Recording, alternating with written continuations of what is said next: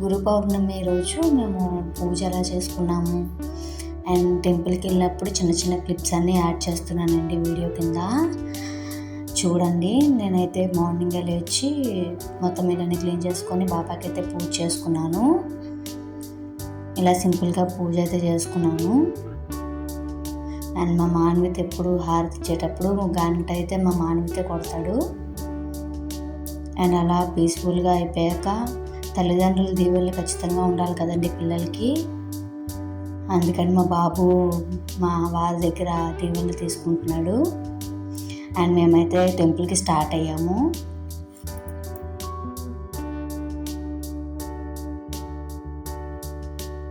చూడండి, ఇక్కడైతే ఫుల్ వర్షాలు ఉన్నాయి. అసలు చూడండి వాటర్ అయితే ఎలా ఉందో, ఫుల్ నిండిపోయింది. ఎండ కాలేదు, ప్రశాంతంగా ఉంది.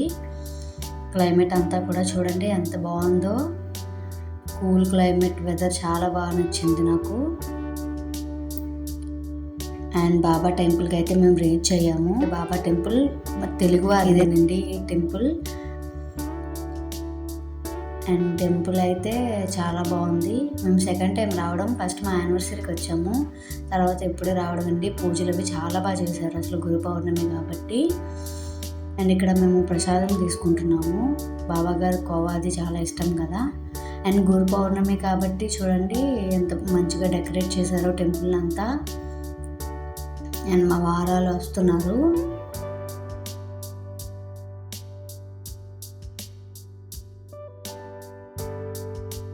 అండ్ టెంపుల్ అయితే చాలా బాగా డెకరేట్ చేశారు మొత్తం.